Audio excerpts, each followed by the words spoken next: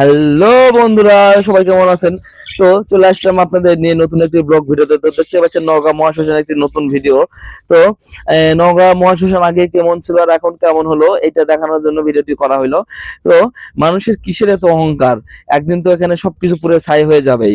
তো দেখতে পাচ্ছেন এখানে জগৎজননী মায়ের মন্দির এবং দেখুন এখানে একটি শিবলিঙ্গ আর একটি মন্দির। এখানে দেখুন কি কত সুন্দর করে গাছ চারপাশটি বাধাই দেওয়া রয়েছে।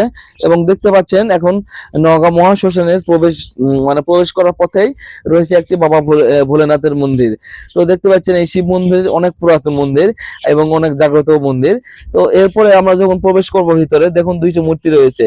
এরপরে রয়েছে একটা দান বাক্স এবং দেখুন আমাদের নওগাঁ মহাশ্মশানটি চারপাশ ঘুরলে মনটি আসলে অনেক অনেক অনেক অনেক সুন্দর হয়ে যায়। মন মন খারাপ থাকলেও মন ভালো হয়ে যায়। কারণ আমাদের দেখুন এখানে বাবা ভোলেনাথের মন্দির এক পাশে, তার পাশে রয়েছে মা জগৎজননী মায়ের মন্দির। এবং হচ্ছে আমাদের এখানে নওগাঁ মহাশ্মশানে দুইটি চুল্লি রয়েছে। দুইটি চুল্লির মধ্যে হচ্ছে একটি পুরাতন চুল্লি আর একটি হচ্ছে নতুন চুল্লি ছিল। তো এখন যেটা পুরাতন সেটাও অনেক ভালো করে ফেলছে, সেটা অনেক উন্নত করে ফেলছে। কারণ এখানে একটি মহাদেবের ইয়ে টিয়ে সব পাকা মানে ইয়ে করে দিয়ে সবকিছু অনেক উন্নত করে দিয়েছে।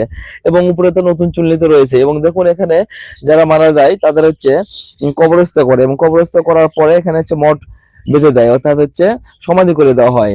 তো দেখতে পাচ্ছেন চারপাশে অনেক সমাধি রয়েছে। এবং দেখুন নওগাঁ আমাদের এই মহাশ্মশানের পরিবেশ এতটা শান্ত, এত সুন্দর। শুধু নওগাঁ মহাশ্মশান না, যে কোনো শ্মশানের পরিবেশ খুবই শান্তশিষ্ট হয়।